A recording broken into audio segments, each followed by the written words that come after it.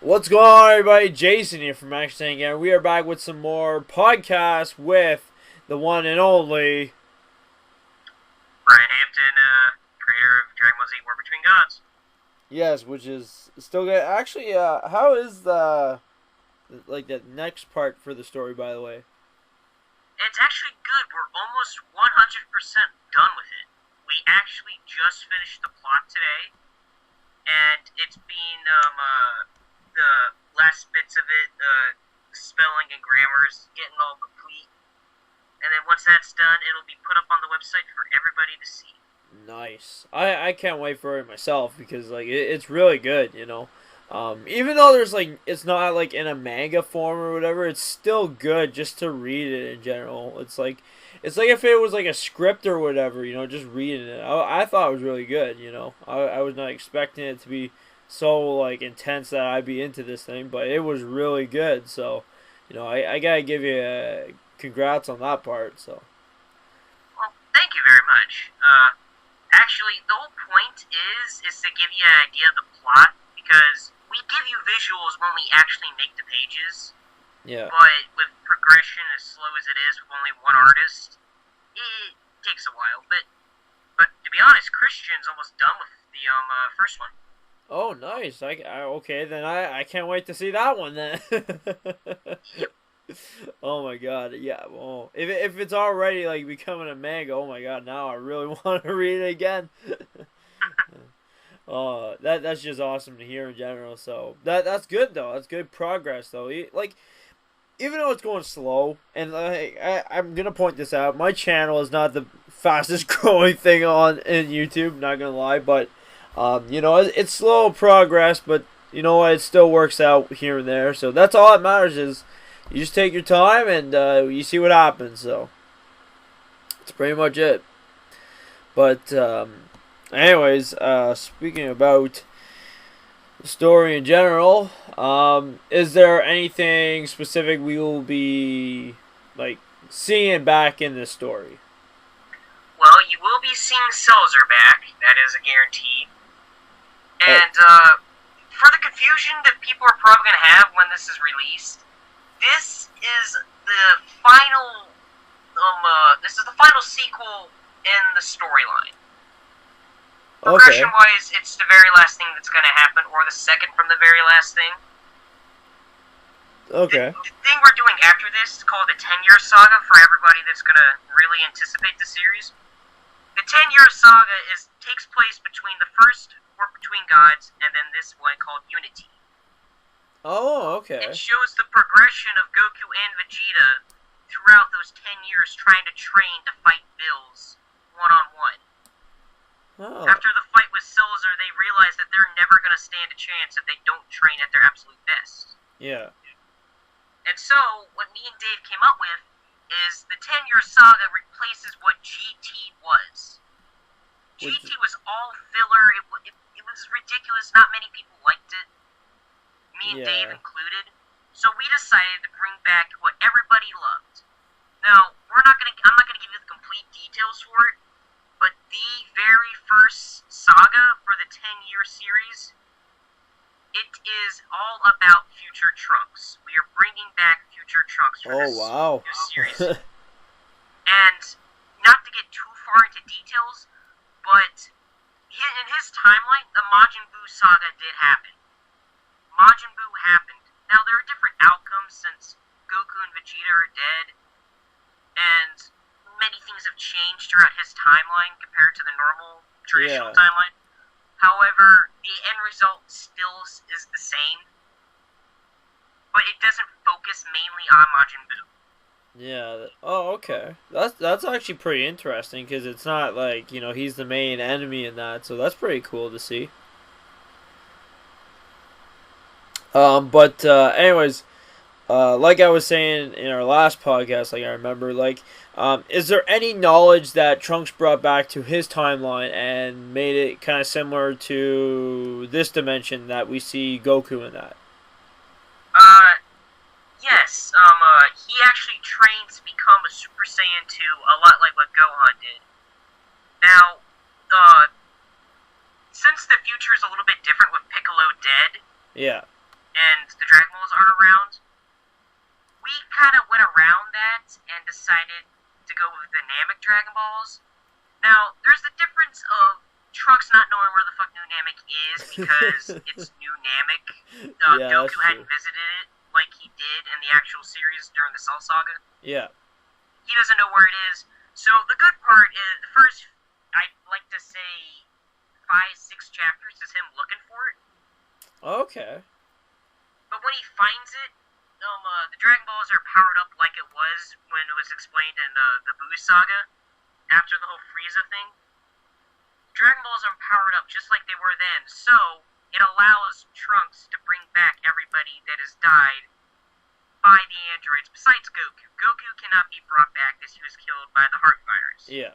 It's a natural thing. Yeah, it's a natural cause, yeah. But that's actually pretty interesting, though. Yeah, and when people are brought back, it's all solved right there. Yeah, granted, like, Gohan and Vegeta died way beforehand, like, it's more than a year old. Yeah. But that's why the Dragon Balls are powered up. It's meant to bring people back within whatever amount of time. Yeah. And plus, also, too, Purunga has more power than Shenron did. I know that for sure because, I know he said in the Frieza saga that like you can revive anyone who died like any time. Like you don't have to say like they died twice recently and you can bring them back again. Well, like you can't bring them back again, because Purunga can do that. He doesn't care. He's like, all right, it doesn't matter how many times you die. You could die like 20 times right now, and you can come back to life. You know, like he's more powerful than Shenron. Like we already know that for sure. So. Yeah.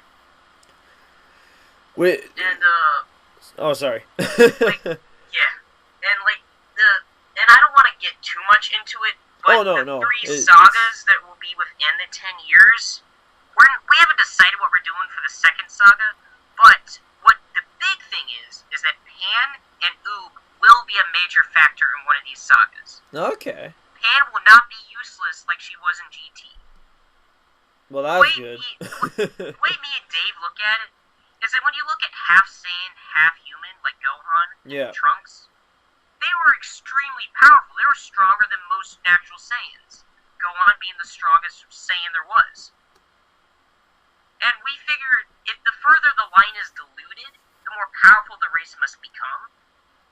Therefore, you can be looking forward to having Pan be a Super Saiyan in this series. Okay. Now, my question is also following. Now, are you doing something like New Dawn, where anything that Akira Toriyama makes, that's going to be somehow involved into your story somehow? Yes, we try to follow closely to what Akira Toriyama has done. I have studied the show several times. Me and Dave have both looked at logistical facts, like the whole point of the Dragon Balls. Trunks going to New Namek, he doesn't know where it is. Yeah. Most people would assume that he does, but we're going with what the show has shown and what the manga has shown. Yeah, that's true, yeah. Which is good, though, because, you know, you want to have at least something, you know, that's canon into your story at least, so. Because if it's all... We are sticking... Oh, sorry.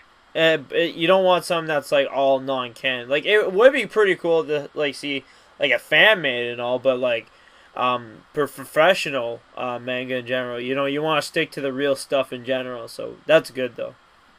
Yeah, and we stuck with Trunks being the strongest in his time. And that's why we're making the first saga mostly about Trunks. It's about his struggles throughout the changes that occur. And, well, I've always been a big fan of Trunks, honestly, because Trunks is pretty much a badass. I mean, everybody has to agree with that. Oh, yeah. And, like, a lot of people were disappointed that he was not brought back, whether in the Buu saga or in GT. We got the Trunks from a current timeline. Yeah, for the GT, yeah. And train. Apparently isn't very smart. He doesn't really sound like he's the smartest kid in Dragon Ball Z in general. He just tried to make himself look good in general, because Goten is not... I'm going to point this out. Goten is kind of the dumbest kid in Dragon Ball Z. Like, I don't want to say Goku's the dumbest because, like, I know, like, there's a vibe that Goten kind of takes after his fire. You can tell. But like Goten looks up to Trunks like anything he does is like the most awesome thing ever, you know. Yeah. And he believes it. He believes it. So. Yeah, it's like you bring up an interesting fact with Goten. Yeah. How like he takes after Goku, but a lot of people think Goku is stupid. Goku, he's not smart. No. But if you pay attention during the shows, he actually is. He knows what he's talking about when he talks about logistical stuff. Like he uses words that you learn in college nowadays. Yeah. Like Goku has his moments where like he can't count to 10 without using his fingers, but he can devise a plan to destroy a monster that can destroy planets and can regenerate at a subatomic level. Yeah. Like he knows how to fight. He's been trained all his life. Like he knows pretty much from like, you know, how to start off a fight and try to like finish it off like in a way he'll win every single time. So he knows what he's doing. He just doesn't know what else goes on in the world in general. Yeah. But going back to the sequel,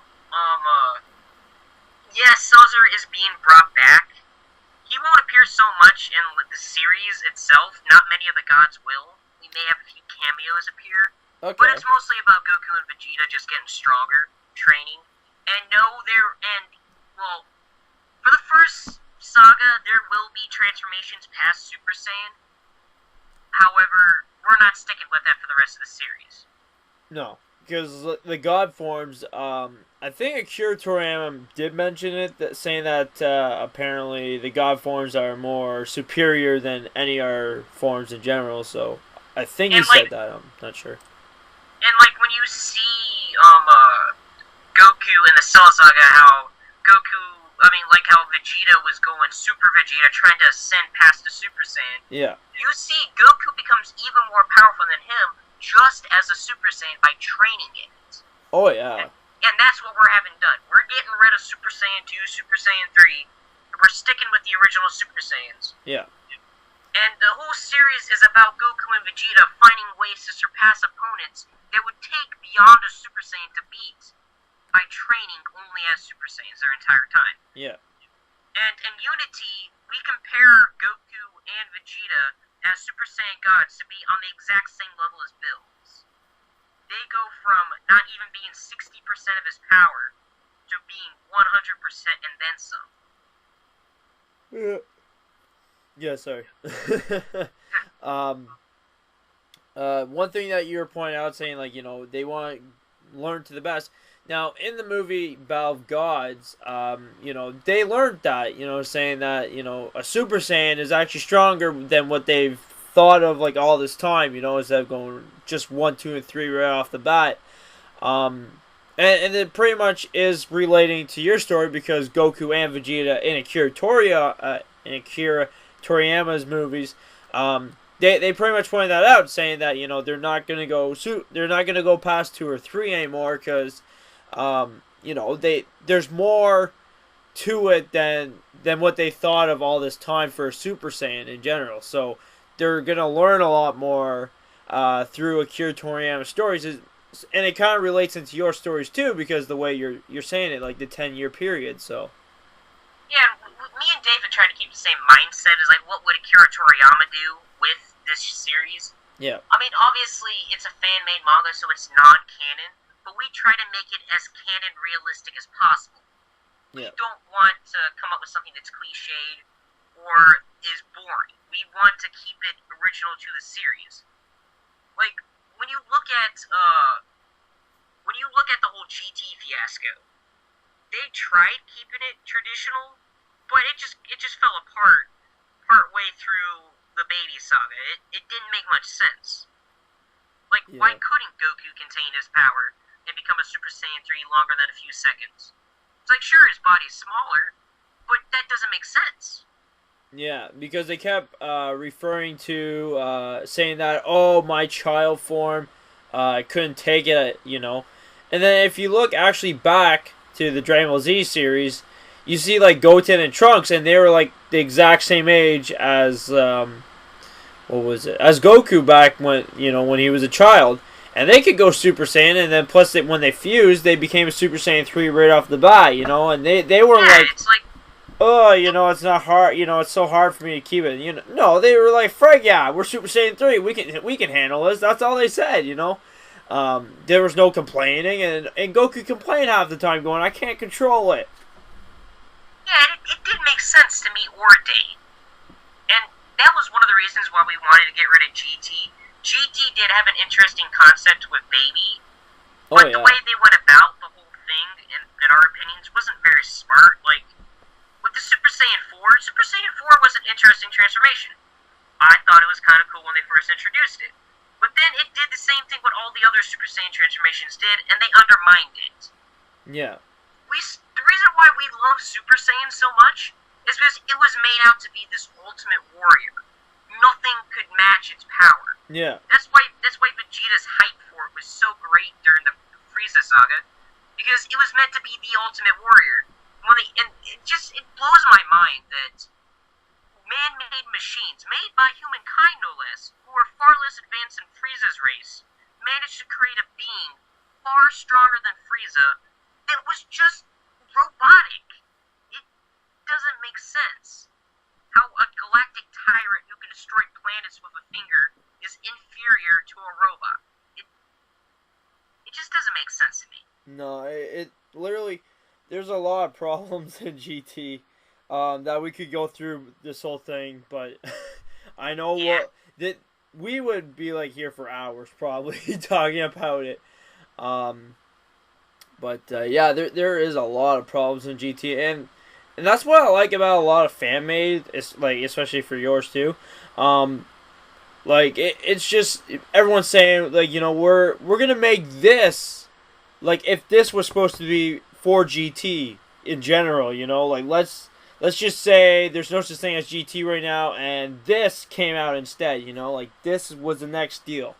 And that's one that thing that's really interesting about so many mangas out there nowadays for fan mades, that, you know, that there's so many different ways that this story could go, and especially for yours, you know, there are so many things I was not expecting, like Seltzer.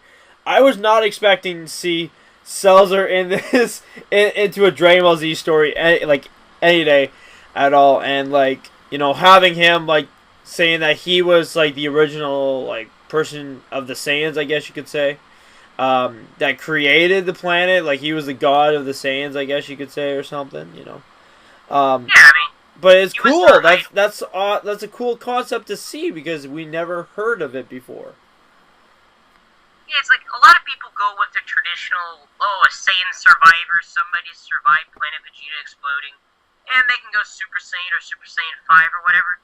We wanted to go a different route. We wanted, like, Battle of Gods was such an interesting concept. Like, coming up with these beings that literally were gods. Like, the Kais were considered gods because they controlled the universe, they oversaw events that happen. But to think, they're just the people in charge of vacation homes while the owners are away, so to put it. And, like, when you see these gods come into play, you see the Kais shake in fear, it brings about a whole new atmosphere to the show. Oh, yeah. Because there's, something beyond of what they're expecting in general, so. Yeah, and, like, Unity, with it being the last one, it's going to have the biggest fight of, what we believe would be the biggest proportional fight in the entire series of Dragon Ball or any fan-made. Yeah. Like, it's a colossal scale. And the main villain is actually a god himself. But, from the previews that I've shown you, that you have seen yourself, yeah, he makes Seltzer look like Goku and Vegeta versus Bills. It's ridiculous how strong his opponent is. Well, I don't know, are we allowed to, like, kind of describe what this guy's about, or? Well, yeah, I mean, since the plot's all done and everything, we can do that. Okay. Well, like, this guy pretty much, he's, like, the most powerful person in, like, the universe, like, beyond, pretty much, like, the final god, I guess it was. I'm a little rusty on the ending of the story, so,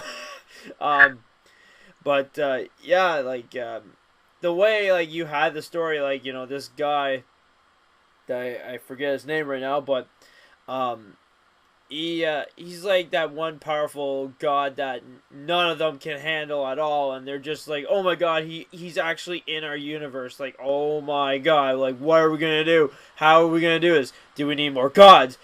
Do we need to find lots of gods and stuff like that? So it's a really cool way to see like this all happen, like for the after the Seltzer story. So Well, we wanted to hit it off with more of a bang since Seltzer was so popular on his own. It's somebody showing Bills and Whis even being inferior to somebody else. yeah, And we wanted to show that all the gods have a role to play in the universe. They all, like, Bills being the god of destruction. He destroys things. He sets a path for creation. Bills, not Bills, Seltzer, he's the god of battle. He sets a path for the god of destruction. He's the one that curates the turmoil and the conflicts that happen that allow the god of destruction to do his job. yeah, Well, this god that we're bringing in, the main villain, he actually brings an end to everything. He's the one that resets universes. He's the one that brings an end to the gods in that universe. When gods run past their course and they're done with their jobs, they're brought to an end, and the cycle continues. It restarts. This god just so happens to be the god of pure evil. He's the god of chaos, for the spoiler. He is the root of all evil that exists. Majin Buu, Cell, Dr. Gero, for that matter, is hatred. Everything that exists in a universe that is pure evil is a root of him. Which is good though, because we've never seen something like this before. Yeah, it shows how everything has a beginning. It has an end, but it also has a beginning. Yeah. And it brings about that gigantic feel to like in real life. Like, we feel like our lives are important, but when you look at the grand scheme of things, we're absolutely nothing in the universe. It's that bigger than life picture. Oh yeah. That we wanted to express in this series is that Goku and Vegeta are super important, but in the grand scheme of things, they're not so much. No. It's like pretty much saying that, like, Goku and Vegeta, everyone thinks they're like the best people in the universe and all. And then if you look way beyond from that point, there's a lot more stronger people out there than there ever has before, besides like Goku and Vegeta ever thinking they were. So yeah, and it's like that was the point of Bills to show Goku is not invincible. He can be beaten. yeah, but he did say though at the end that someday they will be great opponents. But I know for sure though that there's going to be a lot more greater fighters out there beyond Bills and Whis. So, like, I can see something happening like that. Well, that was the point of the 10-year progression, to show that Goku and Vegeta can train to be able to fight Bills. And by the end of Unity, they are, in fact, equal to Bills. They are, in fact, the opponents that he sought. Yeah. And he realizes that at the end of the story. Yeah. Trying to think. Like, what is it like? Now, will there be any more? Like, I know how you like have Zelzer and that, but like, would you bring in like any newer kinds of characters, and like how would you be inspired to create these characters off of, like, in general? Like, like how Akira Toriyama made Bills? Like, something like that, Well, we didn't go into complete depth as Akira Toriyama. I mean, his inspiration for Bills was his cat. Yeah, like, it just came out of nowhere in general. Well, like, the characters we introduce, one being the god of chaos, another being a separate god, and we also leave a sneak peek into the very, very last sequel that we're doing, which hopefully we can get done within the next 4 or 5 years. Yeah. But it sneak peeks to the very last thing, the introduction of the creation of all gods. You'll notice the scene when you read it. Okay. Her inspiration is more towards continuing the series of what people wanted. We tried to appeal to an audience that everybody enjoys. Like, a lot of people no like doubt, yeah. Vegeta, and a lot of people don't like him. Same way a lot of people like Broly, and a lot of people don't. Yeah. We tried to appeal to the larger fan base of everything. Like, a lot of people wanted GT to be good, but it just wasn't. No. And the point of War Between Gods itself was to give people what they wanted. Give a GT that was based off of something they liked. Like, War Between Gods, not War Between Gods, Battle of Gods was so popular, everybody loved it. Like, I for one, thought it was the greatest concept Akira Toriyama has done for the entire series. And our idea was to create a GT based off of that amazing thing that he brought out just a few years ago.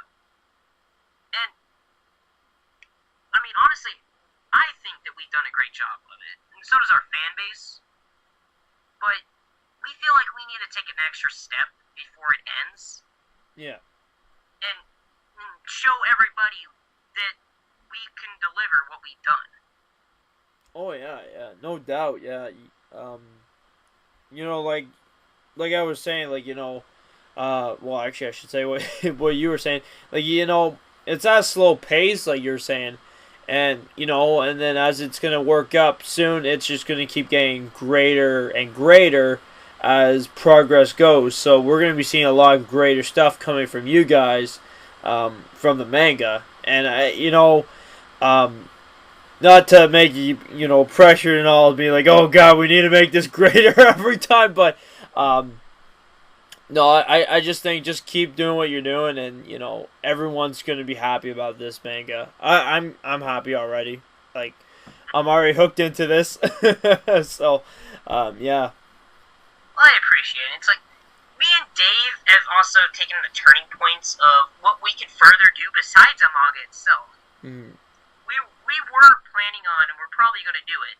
We were planning on making the first War Between Gods into an actual movie. An animated movie, traditional DBZ style animation, and we're trying at the moment, but also doing the sequel and then doing the series. Oh yeah, it's a lot of there's a lot of stuff you guys have to do, especially for that. So you know.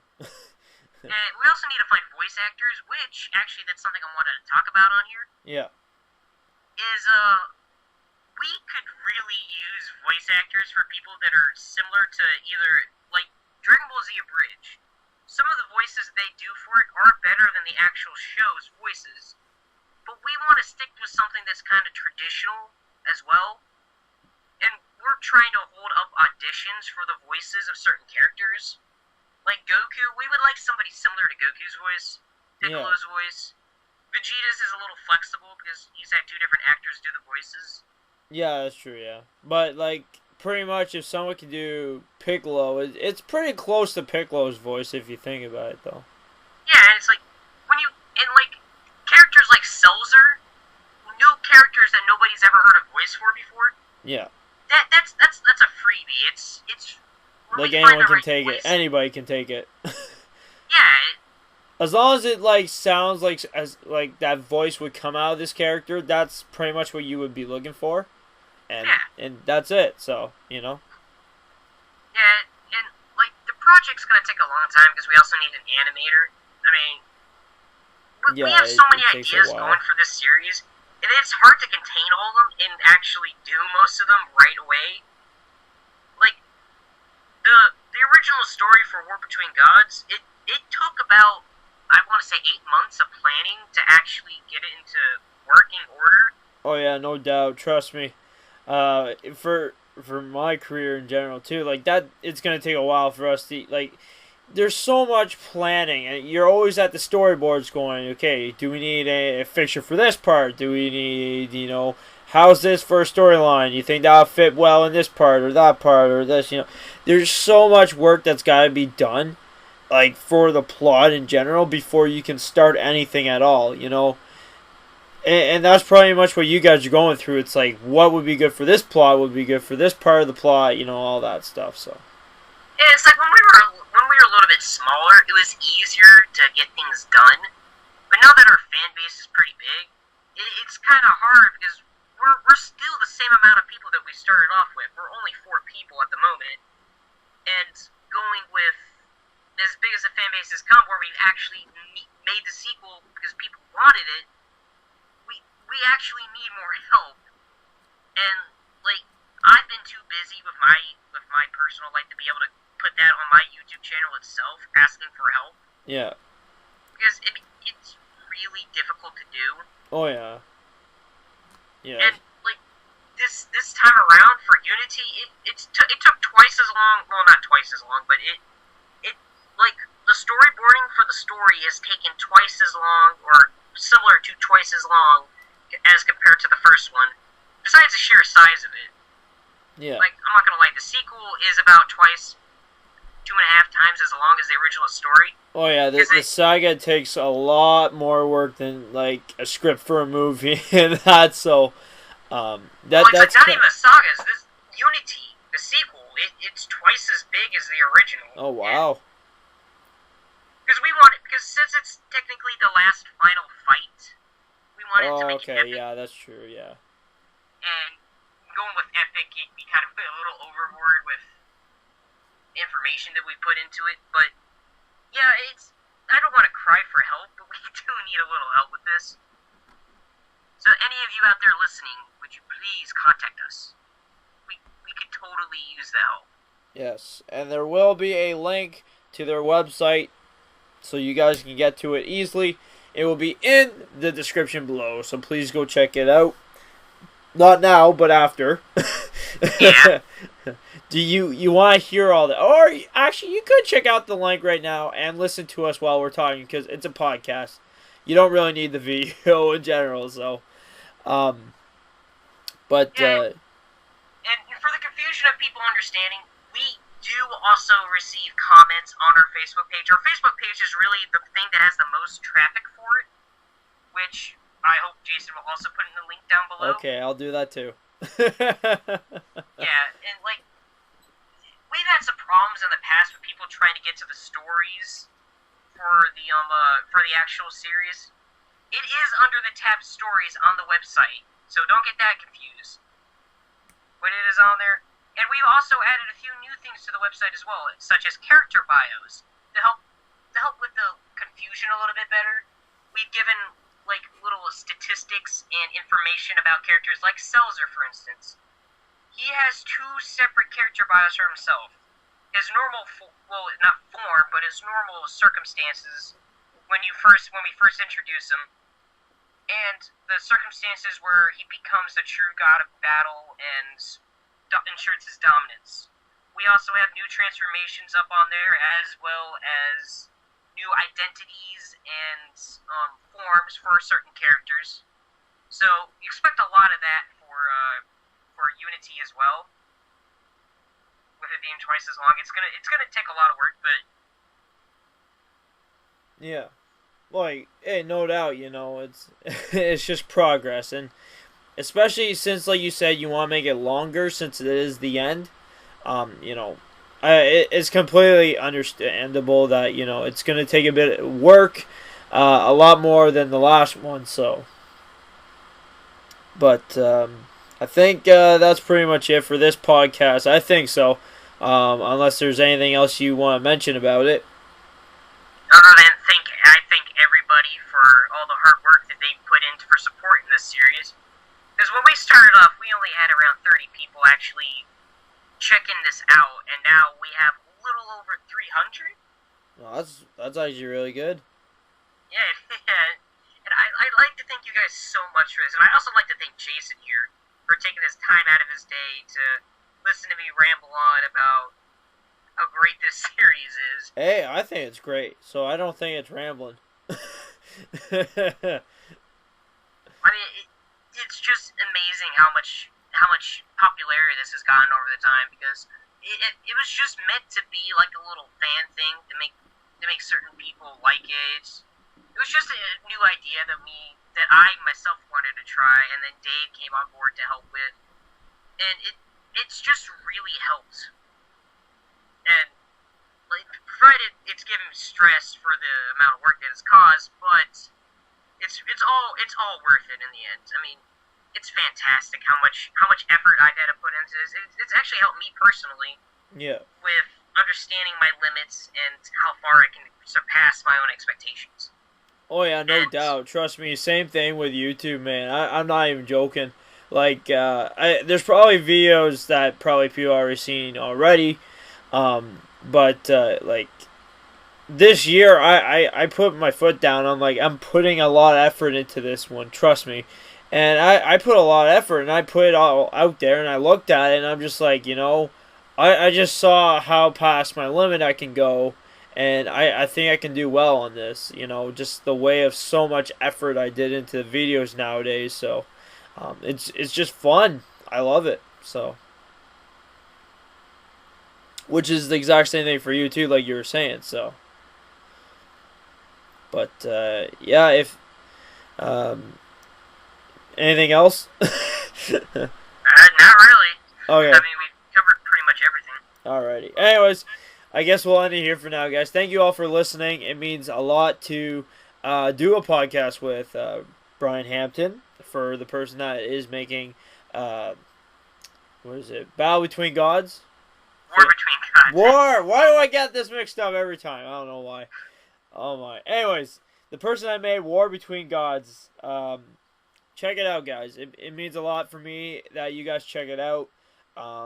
Hopefully, by the way, I would love to hear feedback from Bryian Hampton. If you guys go check out his Facebook page, go check out the link of his website, and please let him know that I sent you, because I love to hear lots of feedback from him. Trust me, I would love to. Me. There'll be plenty if it happens. Trust me. Because I've had feedback from other people when I did shoutouts for YouTubes, and it's just amazing to hear people, come back to me and be like, hey, you sent people to my channel, didn't you? And it's just so cool to hear stuff like that. So please go check out the website, go check out his Facebook, go tell him that I sent you, because then that way it'd be more epic to hear the response from him of what he's going to say to me. So, but anyways, guys, that's it for now. Thank you very much, Bryian Hampton, for being part of the podcast. I appreciate it so much. And no problem. And anyways, any final words? Goodbye, everybody. Alrighty, peace out. Alrighty, peace out, everybody. Have a great day.